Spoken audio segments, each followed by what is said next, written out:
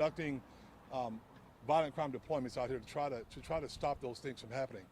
So this morning at 5:53 a.m., our guys were conducting surveillance in one of the nearby apartment complexes, and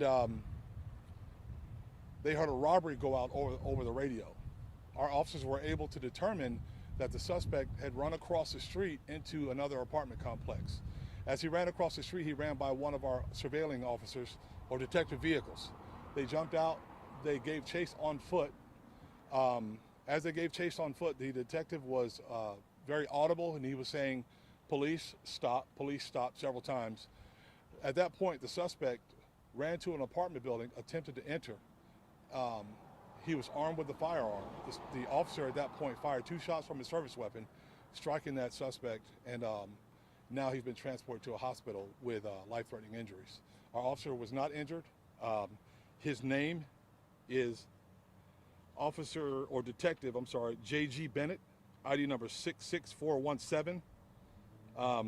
This is his first officer-involved shooting. He's been with the Jacksonville Sheriff's Office for 13 years, and per JSO policy, he's been placed on administrative leave. Our suspect is Daniel Newton Neal. He's a black male, 1/1 of 1984. That makes him 37 years old. It's important to note that the firearm that was used by our suspect was stolen from one of 611 vehicles where guns were stolen out of vehicles in 2020.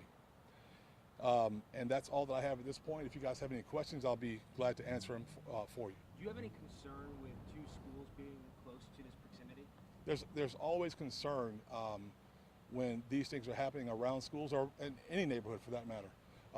But that's why we're here. That's why we took the stance that we took to try to stop these things from happening. Are you guys still looking for anybody?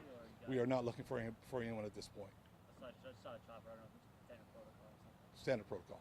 About how far away was the suspect from the officer when the officer fired? It's fairly close. We don't have measurements at this point. That's still early, but we'll get that later on.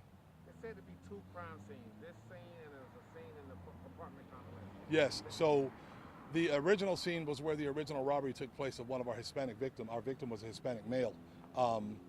That's where the original scene is, and across the street is the scene where the officer-involved incident took place. Someone also walked up to me and said it was 6 bodies on the ground. Does that have anything to do with it? That has absolutely nothing to do with. There's not 6 bodies on the ground. No, sir. Was the detective wearing a body cam? The detective was wearing a body cam and wearing items that identified himself as a police officer. What part of the body was the suspect shot in, sir? Still too early for me to be able to tell you that.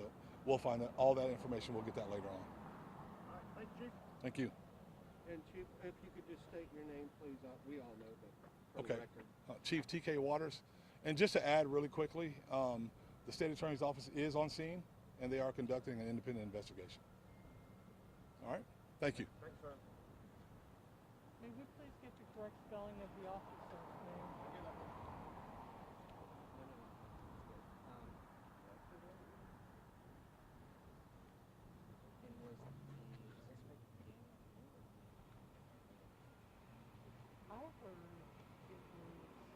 Neal was the last name.